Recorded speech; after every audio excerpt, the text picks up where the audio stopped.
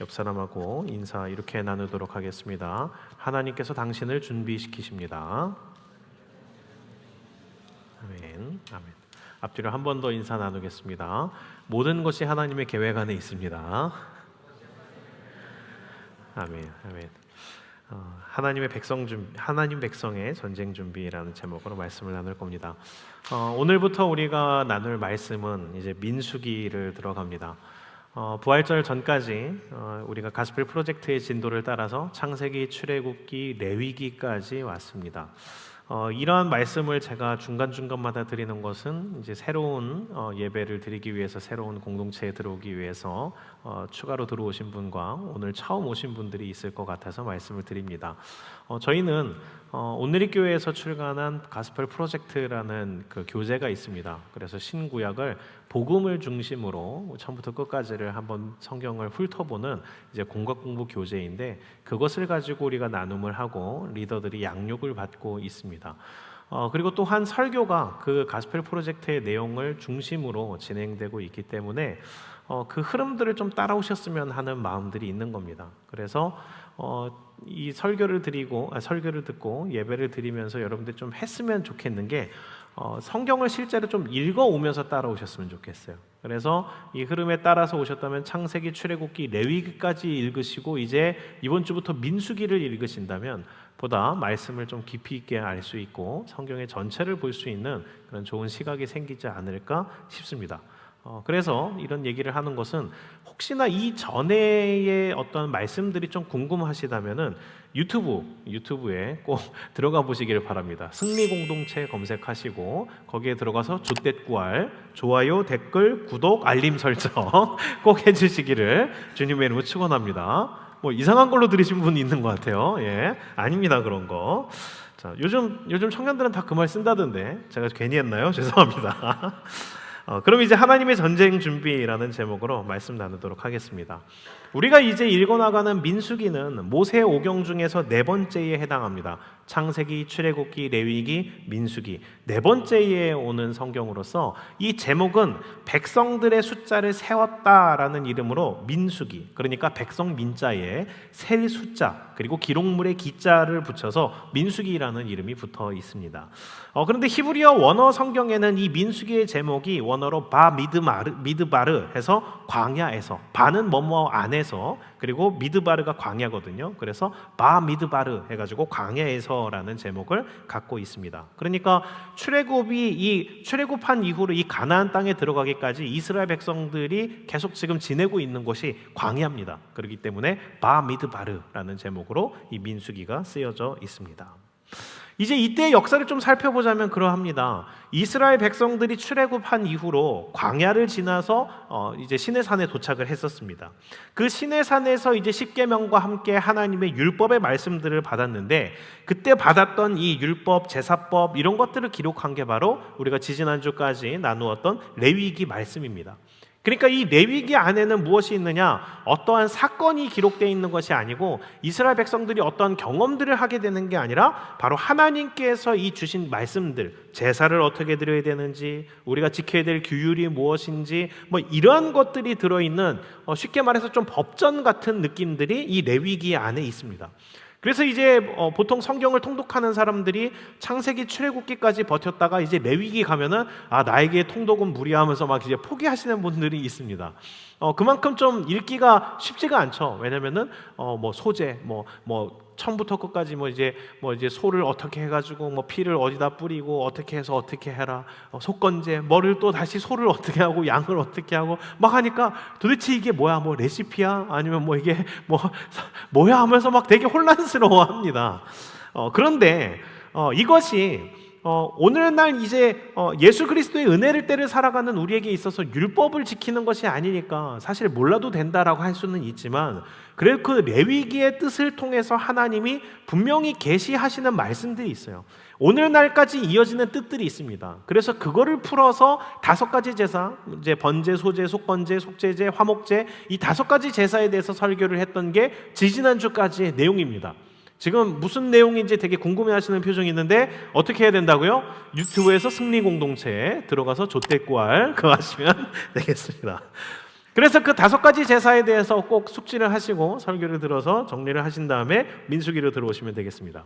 그렇게 시내산에서 이제 그 레위기 말씀을 받았던 이 백성들이 이제 그 말씀을 받았고 하나님의 명령대로 성막까지 완성해서 지었습니다. 그렇게 이제 성막이 완성된 이후로 이제부터 본격적인 가나안 땅으로 입성하기 위한, 가나안 땅에 들어가기 위한 이제 준비들이 진행되게 됩니다. 그 여정의 시작이 바로 오늘 우리가 읽은 말씀 민수기 1장부터 10장까지의 내용입니다. 그래서 오늘은 이 민수기 1장에서 10장까지의 내용을 정리하고 우리가 읽은 그 9장이 무엇을 얘기하고 있는지를 우리가 보도록 하겠습니다. 성경을 이렇게 읽는 데 있어서 여러분들이 하나하나 모든 부분들을 다 읽을 수 없다면 제가 추천하는 방식이 있습니다. 우선 이제 성경에 대해서 읽는 거에 대해서 얘기 나오니까 좀 팁을 정리하고 가도록 하겠습니다. 성경을 이제 그냥 막 읽기가 힘들다. 그럼 첫 번째 팁. 여러분들 이제 출퇴근할 때 성경을 읽어주는 어플들이 있고 유튜브에 보시면은 성경을 읽어주는 그러한 좋은 프로그램들이 많습니다. 그러니까 출퇴근하실 때 성경을 읽기가 힘들다. 어떻게 하면 될까요? 창세기 읽어주는 거 하고 검색하시면 너무나 많이 좋은 성경을 읽어주는 그런 유튜브 그들이 많습니다. 그럼 그거 들으시면 돼요. 그것도 힘들다. 그러면 성경을 요약해서 정리한 그런 것들이 또 있습니다. 그럼 그런 것들을 들으시면 됩니다. 그래도 내 손으로 뭔가 하고 싶은데 읽고 싶지는 않다. 좋습니다. 이것을 위해서 여러분들에게 제가 주는 팁이 있는데 그게 뭐냐면 성경의 소제목만을 읽어보시는 것도 괜찮습니다. 그래서 참고로 보자면은 그렇습니다. 오늘 우리가 민수기 이제 들어갔는데요. 민수기 이제 성경책을 한번 펴보시겠어요? 핸드폰 성경 말고 우리가 갖고 있는 이 성경책을 이제 피시면은 민수기를 딱 피면은 민수기에 보면 1장 하고 크게 숫자가 써 있죠. 그게 이제 장 단위고요. 그 옆에 보시면은 이제 그 숫자들 옆에 동그라미가 들어있는 것들이 있어요. 동그라미, 숫자 바로 옆에 동그라미가 있는데 그 동그라미가 무엇을 뜻하냐면은 단락을 의미합니다. 내용 중심으로 단락이 구분될 때마다 작은 동그라미가 성경책 옆에 표시가 되어 있습니다. 그리고 또 하나, 이 장들의 모든 장마다 붙어 있는 건 아니지만 장들 옆에 주로 이 파란색으로 이 색깔이 다르게 돼서 글씨가 써져 있는 게 있는데 그게 뭐냐면 그것이 바로 소제목입니다.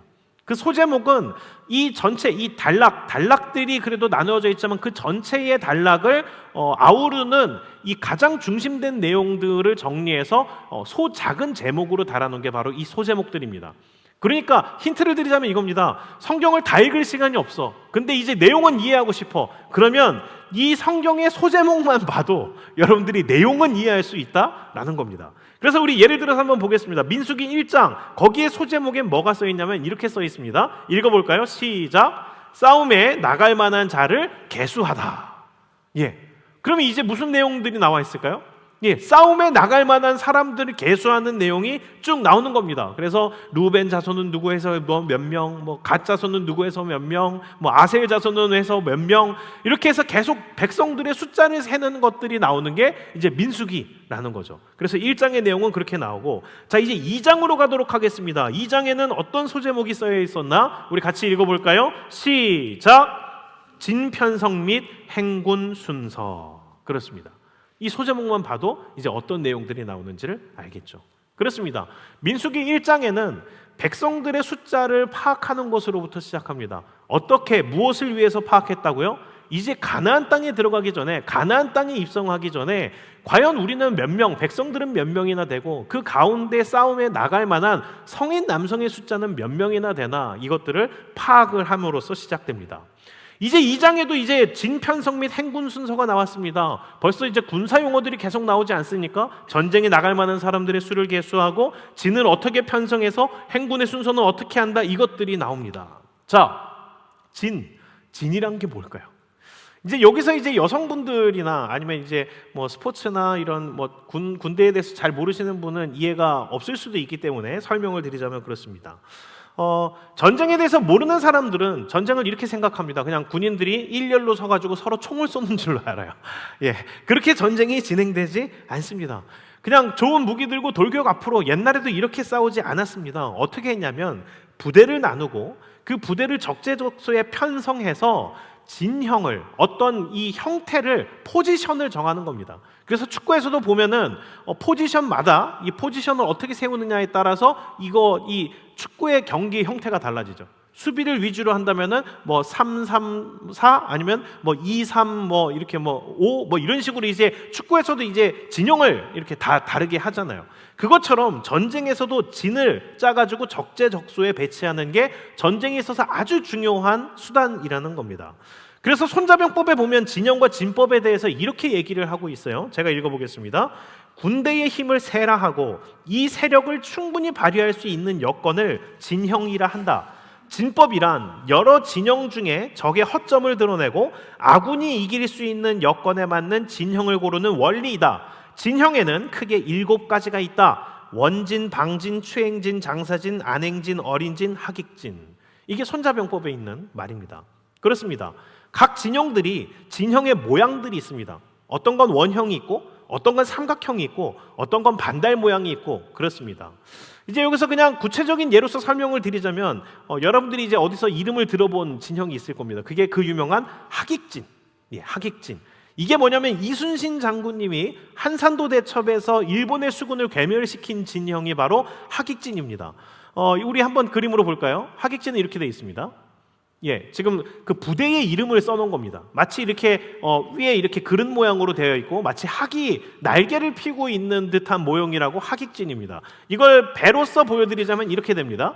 이렇게 된 거죠. 그래서 일본 수군이 우리 그 하객진 안으로 들어왔을 때 멀리에서 포격을 해가지고 일본 진영들이 만약에 왼쪽으로 간다 그러면 하객진이 돌게 됩니다. 돌면서 에워싸면서 계속 공격을 하는 거죠. 다시 저쪽으로 가려고 하면 또 반대편으로 다시 원이 빙글빙글 돌면서 저 가운데에 몰려있는 수군 왜군 수군들을 공격을 하는 겁니다. 이 진형으로서 이순신 장군이 어떤 혁혁한 공을 세웠냐면 이때 한산도 대첩 때 일본에서 73척의 배가 쳐들어왔는데 조선은 55척의 배가 있었어요. 근데 전투 결과 일본의 배에 47척이 침몰됐고 12척은 납포하게 되었습니다. 근데 이때 조선군의 피해 3명 전사 10명 부상 끝. 와, 뭐 말도 안 되는 기록이죠. 어마어마한 전투의 실력인데 진형이란 게 이렇게 중요합니다. 그냥 들어오는 게 아니라 어떤 진영으로 어떻게 맞서 싸우느냐에 따라서 전투의 결과가 달라지는 거죠. 그런데 지금 이제 2장에 나오는 민수기에 나오는 이스라엘 백성들은 진영을 어떻게 짰나 우리 이것을 좀 관찰을 해보면 좋을 것 같습니다. 민수기 2장 1절에서 2절입니다. 민수기 2장 1절에서 2절 같이 읽도록 하겠습니다. 시작. 여호와께서 모세와 아론에게 말씀하여 이르시되 이스라엘 자손은 각각 자기의 진영의 군기와 자기의 조상의 가문의 기호 곁에 진을 치되 회막을 향하여 사방으로 치라. 아멘. 끝. 이스라엘의 진영은 이렇습니다. 진의 구조가 회막, 지난번에 설교했던 성막, 하나님의 법궤를 두르고 있고 하나님의 임재가 임하는 그 하나님의 성막을 중심으로 그냥 동서남북 사방으로 뻗어나가는 구조로 이 지파별로 그냥 텐트를 치는 겁니다. 진을 짜는 겁니다. 그래서 동쪽으로는 이제 그냥 제가 정리하면 동쪽으로는 유다, 이사갈, 스불론이 진을 치면서 동쪽으로 뻗어나가는 거고 남쪽으로는 루벤, 시므온, 갓 지파가 밑으로 뻗어나가는 겁니다. 서쪽으로는 에브라임, 므낫세, 베냐민 지파가 줄을 서고요. 북쪽으로는 단, 아셀, 납달리가 성막을 바라보면서 진을 계속 쳐나가는 겁니다. 이렇게 3개 지파씩 성막을 중심으로 동서남북을 향해서 이제 진을 치는데 민수기 2장 32절에 이 전체 이스라엘 백성들 성인 남성의 숫자를 계수했더니 60만 3,550명이라고 했어요. 자, 이제 한번 생각을 해봅시다. 성막을 중심으로 60만 명이 동서남북으로 진영을 뻗어나가면서 이제 그 진을 쳤습니다. 모양이 어떻게 될까요? 예. 이렇게 되는 데에서 미리 막 보여주고 그러면 안 돼요. 자, 다음으로 그냥 다 보여주세요. 가운데서 보면 그렇지만 멀리서 보면 진영이 어떻습니까? 십자가 모양입니다. 진영 싸움에 특화된 게 아시아예요. 서양보다도 이 진영에 대한 이제 연구와 개발은 아시아가 특화되어 있습니다. 그런데 이 아시아의 이 진영 연구, 손자병법에는 당연히 안 나오고 이후에도 훨씬 더 연구를 많이 한 진영 가운데에서 십자 모양은 없습니다. 왜요? 전투에 유리하지 않습니다. 쓸모가 없습니다. 전투에 있어서 그렇게 좋은 진형이 아닙니다. 하객진은 들어오는 적군을 방어하는 데 되게 유리하고, 예를 들어서 삼각형으로 생긴 추행진은 적을 추격해서 그들의 어떤 진영들을 파해서 깨트려 가지고 그들을 섬멸시키는 데 유리하고, 예를 들어서 방원진이라는 거는 동그랗게 돼서 자기들을 보호하는 데 유리한 진영인데, 그냥 십자가로 쭉 거놓은 저 진영은 쓸모가 없다라는 거예요. 그럼 이건 뭘까요? 하나님은 도대체 뭘 위해서 이 진영을 짜라고 했을까요? 이건 전투를 위한 진영이 아닙니다. 이것은 하나님의 메시지입니다. 하나님의 백성들의 상징인 것입니다. 하나님을 중심으로, 말씀을 중심으로 십자가로 세워진 공동체를 얘기하고 있는 겁니다. 이것은 신약의 교회의 모형을 보여주는 것이고, 예수 그리스도의 십자가의 희생과 부활로 세워지는 공동체를 하나님께서 미리금 말씀하시기 위해 구약 때 이미 보여주고 계시는 겁니다. 지금 민수기 10장까지 설명해야 되는데 2장까지 얘기했는데 벌써 30분이 흘렀습니다. 시간을 아끼기 위해서 이제 민수기의 나머지 부분들을 요약할 테니까 지금 두려워하지 마시고 떨지 마십시오. 담대하십시오. 뒤에가 그렇게 길지 않습니다. 자, 이제 뒤를 정리하자면 그렇습니다. 3장과 4장 그리고 7장과 8장에는 뭐가 나오냐면 성막 봉사에 대한 내용과 레위인의 직무에 대해서 나옵니다. 그리고 이제 5장과 6장에는 이스라엘이 지켜야 될 정결 규례에 대해서 나옵니다. 정리 끝. 좋습니까? 박수 한번 주십시오. 자, 이제 정리를 하겠습니다. 민수기 1장에서 10장까지 이것을 이스라엘 백성들이 전쟁을 준비하는 장이라고 얘기를 했습니다. 그런데 전쟁을 준비하는데 너무 이상합니다. 왜요? 1장 백성들의 숫자를 센다. 이해가 가요. 맞아, 그렇게 시작해야지. 2장 진영을 짭니다. 그런데 여기서부터 좀 이상합니다. 진영을 짜는데 그냥 십자가야? 도대체 이게 뭐지? 전쟁할 생각이 없나? 그런데 이제 3장부터 이제 9장까지 계속해서 나오는 내용들은 더 어이가 없습니다. 뭐죠? 전쟁을 준비해야 되는데 총을 어떻게, 무기를 어떻게 만들어라, 아니면 훈련을 어떻게 해라, 활은 어떻게 쏘는 거다, 전쟁할 때 순번은 이렇게 하자, 이런 내용이 하나도 없습니다. 무슨 내용만 있냐면 성막 봉사에 대한 내용들, 레위인들이 어떻게 그 하나님의 임재를 준비하기 위해 하나님의 임재를 경험케 하기 위해서 무엇을 준비해야 되는지 이 내용이 나오고요. 그리고 그 하나님의 임재를 떠나보내지 않기 위해 이스라엘 백성들이 정결을 어떻게 유지하고 지켜야 되는지, 어떻게 회복해야 되는지만 나옵니다. 그러니까 이스라엘 백성들이 전쟁을 준비하는 데 있어서 준비하고 있는 게 전쟁이 아닙니다. 무엇을 준비하고 있습니까? 첫 번째, 하나님의 임재를 위한 예배를 준비하고 있고요. 두 번째, 하나님의 백성다운 정결함을 지키는 준비. 이 두 가지만 하고 있는 겁니다. 그럼 이제 질문을 해봐야 됩니다. 도대체 이 사람들은 전쟁을 하겠다는 건가 말겠다는 건가? 도대체 이 사람들은 왜 이것을 하고 있느냐? 이것을 하고 있는 이유는 간단합니다. 이스라엘 백성들은 원래 전쟁을 이길 수 있는 사람들이 아닙니다. 상황을 객관적으로 봅시다.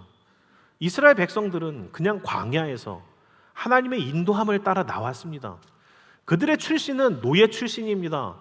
이집트에서 노예를 군사로 뽑지 않습니다. 왜냐하면 그 사람들을 훈련시키고 무기를 쥐어주면 어떤 반란을 일으킬지 모르기 때문에 이 군인과 싸움에 있어서는 무지하게 만듭니다. 아무런 전쟁의 경험도 없고 훈련도 없습니다. 그들은 그저 하나님의 은혜로 이집트를 탈출해서 이 광야까지 왔을 뿐입니다. 이 사람들이 어떻게 전쟁을 치룰까요? 변변한 무기? 없습니다. 전쟁의 경험? 없습니다. 그러면 어떠한 뚜렷한 새로운 계획? 그것도 없습니다.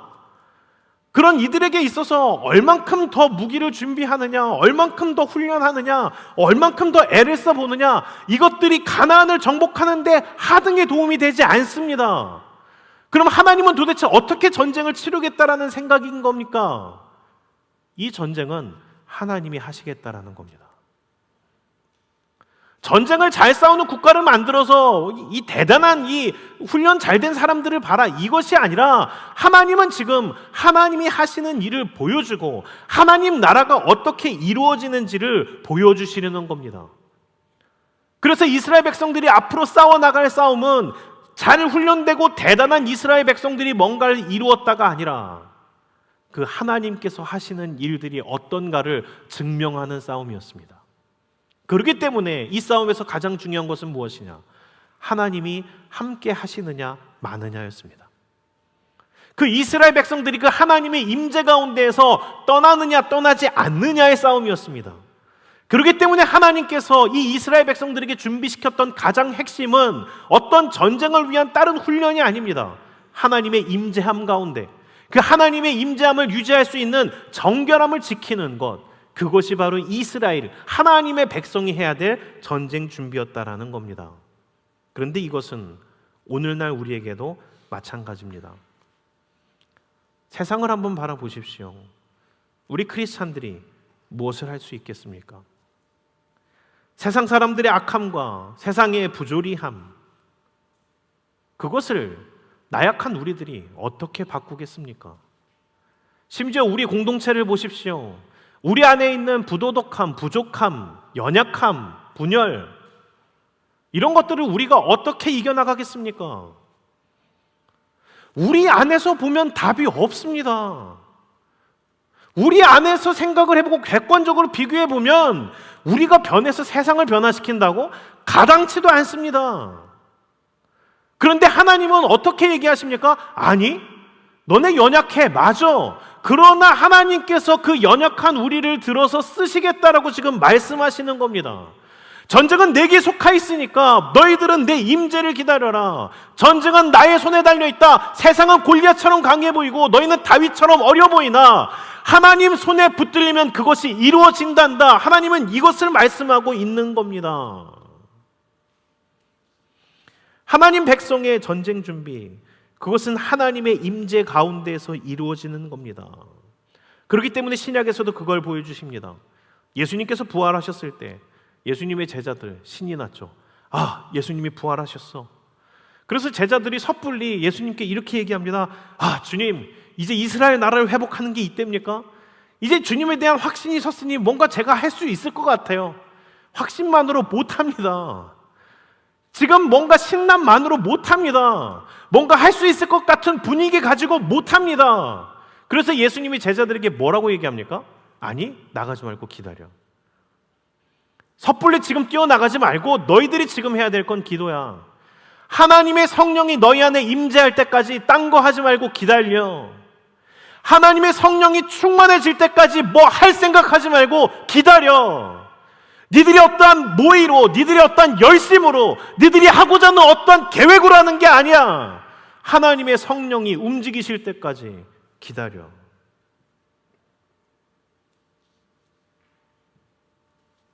교회는 그저 부활을 목격하고 확신과 열심히 찬 제자들이 노력으로 일궈낸 게 아닙니다.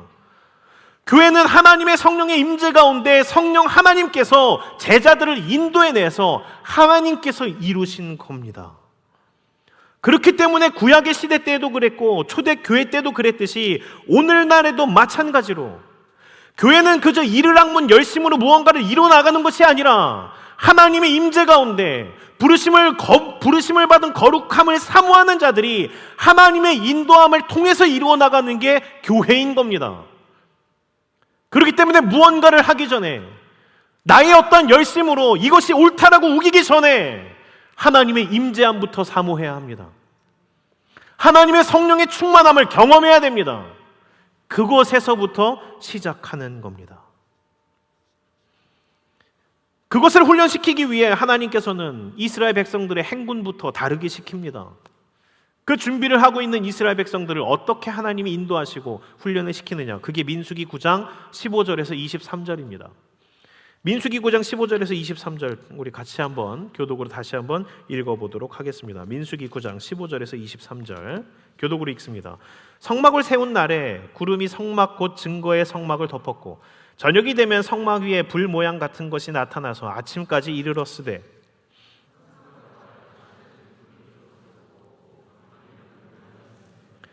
구름이 성막에서 떠오른 때에는 이스라엘 자손이 곧 행진하였고 구름이 머무는 곳에 이스라엘 자손이 진을 쳤으니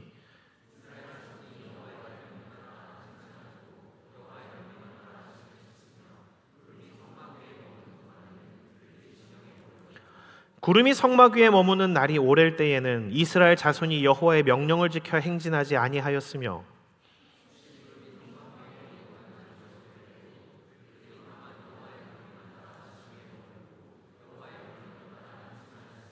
혹시 구름이 저녁부터 아침까지 있다가 아침에 그 구름이 떠오를 때에는 그들이 행진하였고 구름이 밤낮 있다가 떠오르면 곧 행진하였으며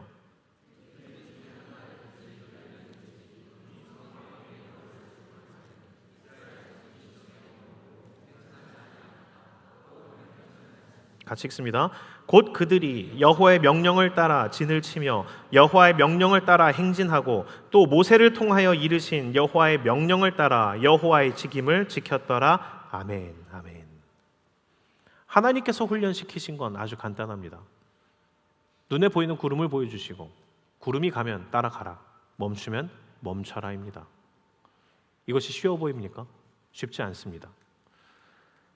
22절에 이렇게 얘기합니다. 이틀이든지 한 달이든지 1년이든지 구름이 성막 위에 머물러 있는 동안에는 이스라엘 자손이 진영에 머물고 행진하지 아니하다가 떠오르면 행진하였으니. 아무리 힘들어도 구름이 가면 그 자리에서 일어나서 따라가는 겁니다. 근데 구름이 멈춥니다. 가야 되는데 내 판단은 가야 된다라고 생각합니다. 지금 한시가 급하다라고 생각합니다. 그런데 구름이 머물러 있는 겁니다. 다음날 일어났습니다. 지금 컨디션도 좋고 갈만합니다. 주님 가셔야죠. 생각 들어도 구름이 머물러 있으면 멈추는 겁니다. 이 순종 하루 이틀 일주일은 할 수 있습니다. 한 달이 지났습니다. 구름이 머물러 있는 겁니다. 3달이 지났습니다. 근데 구름이 머물러 있는 겁니다. 아니 이러다가 우리 광야에서 다 지친다고요. 주님 가셔야 되는 거 아닙니까? 근데 주님의 구름이 머물러 있으면 한 달이든 6개월이든 1년이든 이스라엘 백성들은 가지 않아야 된다는 겁니다. 이게 하나님께서 말씀하시는 하나님이 인도하는 백성의 기준입니다. 내 판단, 내 생각, 내 뜻, 내 마음, 내 기분이 아니라 하나님의 말씀이 기준이 되어서 주가 옳다 하시면 옳고 틀리다면 틀리다라는 것을 인정하고 받아들이는 것, 이게 하나님의 백성의 군사들이 움직이고 행동해야 될 지침이라는 겁니다. 오늘날 수많은 교회들이 헷갈려합니다. 교인들이 헷갈려합니다. 무엇을 헷갈려하는지 아십니까? 성경을 자기 마음대로 자기 뜻대로 해석하려고 하는 겁니다. 자기 기분에 내키지 않으면 성경이 틀렸다고 손가락질을 합니다.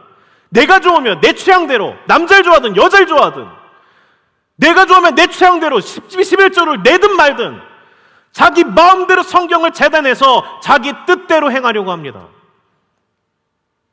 그런 것을 성경은 믿음이라고 얘기하지 않습니다. 믿음은 주님 말씀하시면 나아가고 주님 말씀하시면 멈추는 겁니다. 그게 예수 그리스도를 나의 주인으로 고백하고 믿는 자의 삶입니다. 말씀을 정리합니다. 요즘 저에게 힘들지 않냐고 물어보는 분들이 있습니다. 왜 그런지 모르겠고 또 어떤 의미인지는 알겠는데 안 힘듭니다. 요즘 저 기쁩니다. 저를 기쁘게 하는 게 뭐가 있냐면, 물론 예수 그리스도의 부활의 소망이 있기 때문에 어떤 상황 가운데서도 사실 저는 회복력이 대단히 좋습니다. 그걸 잘 모르시는 것 같은데 뭐가 기쁘냐면 매일마다 카톡 보는 게 너무 즐거워요. 왜 그러냐면 1:1 제자 양육을 시작했습니다.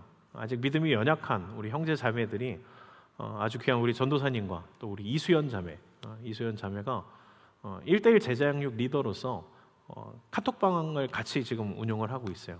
거기서 이제 양육을 받는 친구들과 함께 매일마다 큐티를 매일마다 주고받습니다.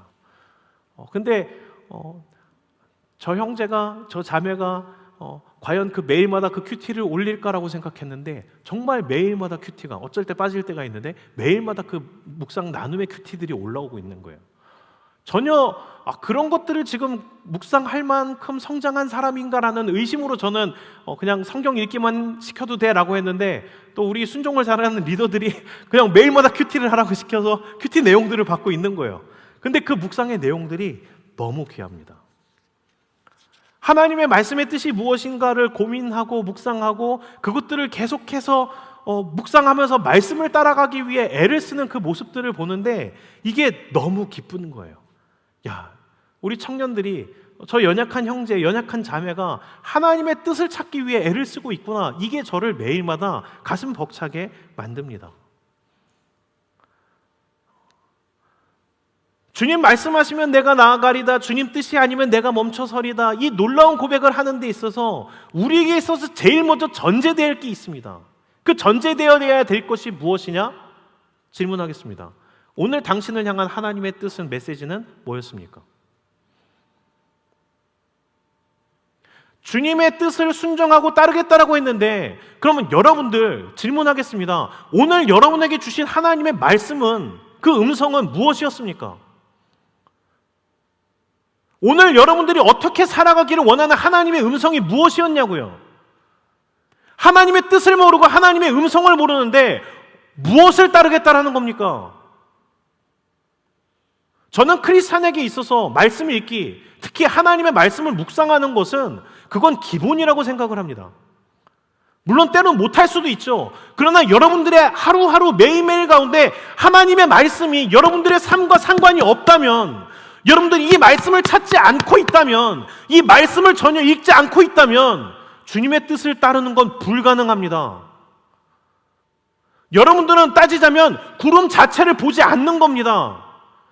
여러분들에게 가고 멈추고를 제시하는, 눈에 보여지고 우리에게 손에 들려진 하나님의 임재하심의 구름이 여기 있는데 말씀을 읽지 않고 무엇을 순종하겠다라는 겁니까? 주님 말씀하시면 나가겠다고요? 주님 말씀하시면 멈추겠다고요? 오늘 당신을 향한 하나님의 메시지가 무엇인지부터 발견하셔야 됩니다. 그게 하나님의 백성에 나아가는 걸음입니다. 말씀에 귀를 기울이는 것부터가 첫 번째입니다. 민수기의 때에 말씀했던 성막과 구름은 오늘날 성령의 임재와 하나님의 말씀을 상징합니다. 하나님의 말씀으로 여러분들의 삶을 채우십시오. 예전에는 구름으로 계시하셨지만 오늘은 성경으로서, 또 우리 안에 내주하시는 성령으로서 말씀하시는 그 주님의 말씀을 따라 가고 멈추십시오. 그게 하나님의 백성의 세상을 살아가는 방식, 세상과 싸우는 방식입니다.